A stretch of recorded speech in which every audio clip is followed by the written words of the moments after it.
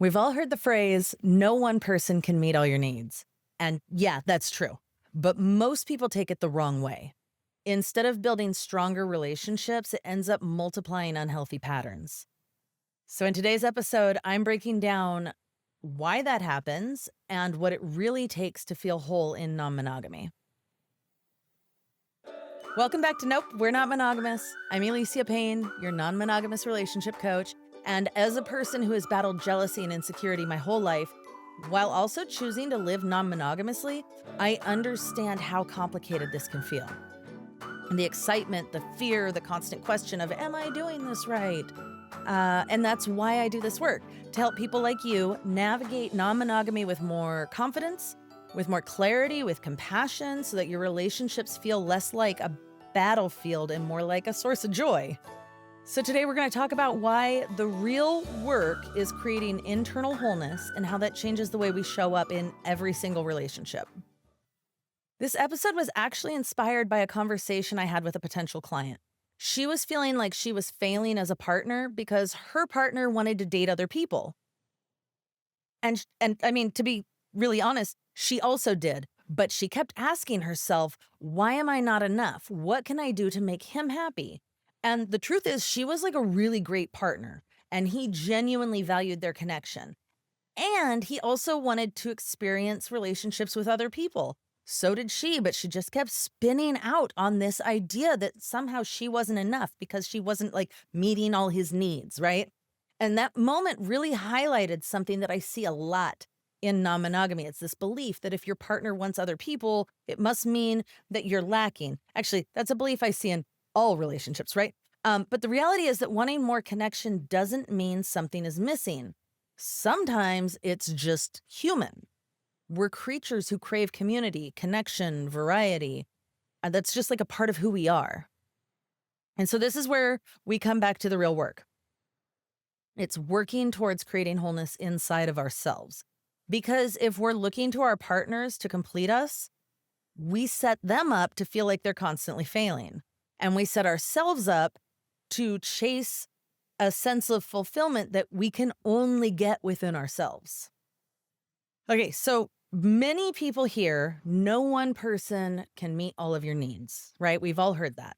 And a lot of people hear that and they take it as a green light to find more partners whenever something feels a little bit off or like something is missing. But a lot of times they don't really understand what it is that's missing, right? Is it connection? Is it validation? Is it rest, alone time, sexual variety, building up their own sense of worth? And without having that clarity, they end up looking to new partners to fill gaps that aren't really about partnership at all, right? And that's where things get really messy because if the real gap is internal, no amount of partners can fill it.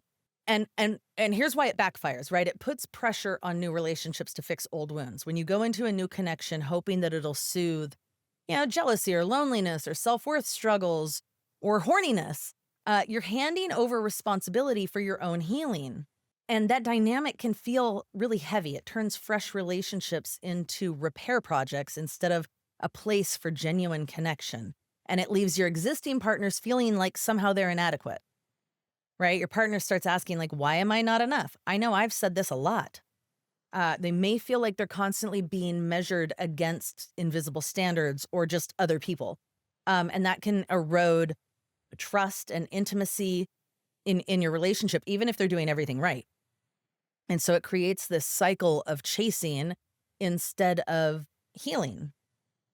You add more partners thinking it's going to finally fill that gap or that hole, but the hole is still there. So then you look for another person and another person. And instead of feeling whole, you end up with more logistics, more emotional strain, more confusion, more people and their emotions to manage, right? It multiplies conflict instead of solving it. And with every new person, there's more expectations, there's more disappointments, there's more conversations left unsaid or more processing happening, more calendars to figure out. What started as a search for fulfillment turns into layers of drama that drain everyone involved. And it distracts you from like the real work that is yours to do. And so as long as you're outsourcing your wholeness, your healing, you avoid looking inward. And until you look inward, no amount of partners is going to create the stability that you're craving. So I'm going to give you an example of how this plays out. A client once shared with me that her partner kept seeking new relationships every time he felt restless. And at first, she thought it was just about like sexual variety, right? Which is normal and healthy and non-monogamy, and it fit into their relationship agreements. But eventually, she realized that it wasn't actually really about sex at all. He was chasing validation. He wanted someone to constantly remind him that he was desirable and worthy. Is this relatable? It's relatable for me. I know that feeling. I want to be desirable and worthy. But the problem was that no one partner could give him enough validation to fill that gap. And so instead of feeling more secure, he was just like kept adding more partners. And meanwhile, his existing partners were feeling inadequate, like they weren't enough no matter what they did. Like there just wasn't, they couldn't do enough. Right. And that's the trap. When we are looking outside of ourselves to feel whole, we just multiply our unhealthy patterns. So the real work is turning inward and creating wholeness in yourself so that your relationships can be built on joy and not desperation, right? So you just have to start doing that internal work. And if you've ever been caught in that loop, you know how heavy it feels. The pit in your stomach when your partner mentions a new connection. The exhaustion of constantly wondering if the next person will finally make you feel secure. The ache of sitting across from someone that you love while you're asking yourself in your head, like, what do they have that I don't? What am I missing? And sometimes it's not even about insecurity. Sometimes you're avoiding working on the relationship that you already have because it feels like you just keep having the same conversations over and over. You're saying the same things, you're staying in the same place. And adding more people feels like the only way to get what it is that you want. And that's the trap, right? You start pouring yourself into new relationships because it's fresh and exciting and alive, and you feel really wonderful and loved and hot and amazing. But in the process, the old relationship is withering, and not because it's necessarily broken, but because you guys aren't pouring your energy into it anymore. And that's how so many relationships fall apart, especially when they open up, and not from a lack of love, but from a lack of attention. And I want to be really clear here, okay? Now, let me be clear. This doesn't mean that you shouldn't date until you're a perfectly whole, perfectly healed person. None of us are, okay? We're all works in progress. And honestly, we always will be. Healing is not a finish line. Our lives are there's not like some point where you're like, there, I'm done. I'm done baking. I am perfect. I am whole. I'm healed. I'm wonderful. I'm enlightened, right? You're probably never going to get there. But what is important is getting to know yourself well enough to recognize what is yours to work on, what's reasonable to ask of your partners, and what you might be tempted to outsource that really needs to come from within. That kind of self awareness doesn't make you flawless. Trust me, it just makes you responsible for your own growth instead of handing off that responsibility to someone else, right? So if chasing more partners doesn't solve the problem, what does? This is where the idea of wholeness comes in, right? We all hear no one person can meet all your needs, and that is absolutely true. But the important nuance, it's not just about romantic partners. That's about being human. No one person meets all your needs, and they're not supposed to. That's why we have friendships, family, community, hobbies, spirituality, creativity, solitude, right? Like that's what makes life full. And the real work is learning to feel whole, to work on healing yourself, loving yourself, to seeing how wonderful you genuinely are. If you think of your life as a pizza, your wholeness, your self-worth, your care for yourself, your connection to your own values, that's the crust, okay? Your partners are toppings. Partners aren't the ingredients that you need to survive. Well, in this economy, it might feel like that, but this is not a money podcast. Right? Your partners are the toppings that make your life more delicious. So when you have a solid crust, your own wholeness, your partners add richness and variety and excitement, and you do the same for them. But without that foundation, you're just piling toppings on the table, right? There's nothing to hold it.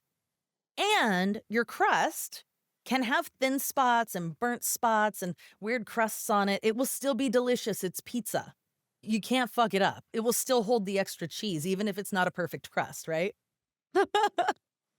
You got this. You are delicious pizza. So let's talk about what cultivating wholeness actually looks like in practice in non-monogamous relationships, okay? Because again, it's not about being flawless. It's about having practices and awareness that bring you back to yourself, that bring you home to yourself. So first, name what's really missing. When that restless feeling comes up, pause and ask yourself, what am I actually needing right now? Is it connection? Is it validation? Is it sexual variety? Is it rest? Is it my own sense of worth? Who even am I, right? And the more clearly you can name it, the less likely you are to project it onto your partner or outsource it to someone new. And again, that doesn't mean don't go on the date. It just means do a little bit of self reflection first, okay? The second thing is self care anchors. Wholeness is not about perfection, it's about having anchors that return you to yourself. So, like journaling, therapy, coaching, meditation, solo dates, moving your body, going outside, dancing, singing, creating art, right? These aren't things that are about fixing you. They're about reminding you that you can hold yourself steady even when things feel wobbly in your relationships and in your life. And when you anchor into yourself regularly, you show up to your relationships more steady and less needy. Okay. Um, the third thing you need is community beyond romance. You need community that isn't just romantic partners. Human beings are wired for community and variety, and that doesn't mean that every need needs to be met by your romantic partners, right? You need to build friendships, find chosen family, spiritual circles, support groups, creative spaces, build community. One person at a time, right? These connections will nourish you. They'll nourish you in ways that no single partner ever could, and that's kind of the point. Fourth, you want to shift the responsibility. When you're working on filling your own holes, figuratively, you stop making your partners responsible for your worth. So instead of saying, if you don't reassure me right now, I'm never going to feel secure, it sounds more like I'm feeling insecure and I'd love some reassurance, right? The first one is outsourcing, the other is sharing vulnerably. And that's a shift that changes things. Five is you create freedom through wholeness. This is a really beautiful part. When you cultivate wholeness, you actually free your partners too. They no longer feel like they're failing you. They no longer carry the burden of being your everything. And this goes both ways, right? They get to just be themselves. And that's where the deepest intimacy lives, when love is chosen freely and not demanded as a patch for your holes. When you can choose each other for who you are. This is available for you, I promise. I already hear y'all messaging me and going, well, how do I find friends? What if nobody loves me that way? Guys, I can't solve it all for you, but I can solve a lot of it for you, okay?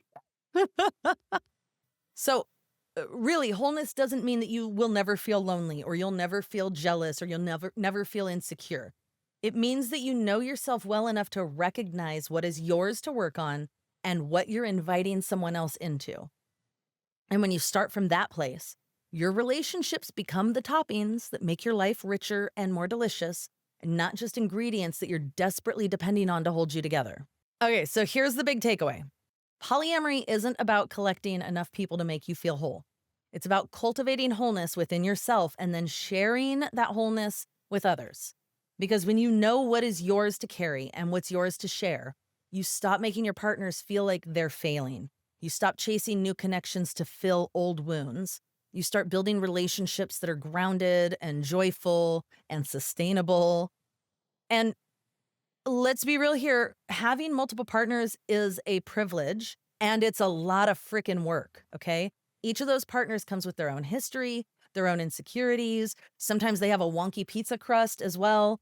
Maybe you can put it together and create a calzone. I don't know. But when you do your own part to build wholeness inside of yourself, you make it easier for all the people in your life to show up with more love and less fear. None of us are perfectly healed, and we don't need to be, okay? But if you want to feel steadier and clearer and more confident in your non-monogamous life, this is the kind of work that changes everything. This is a short, quick episode. If it resonated with you, like it, leave a comment, share it with someone who might need to hear this today. And if you are ready for support as you build your wholeness, as you create your pizza, I would love to walk with you and work with you, right? You can apply now for my one-to-one coaching program. It's Breaking Free from Monogamy. The link's in the show notes or ElleciaPaine.com/breaking free. And I would be honored to help you take the next step in your journey. I adore you. Thank you. Bye.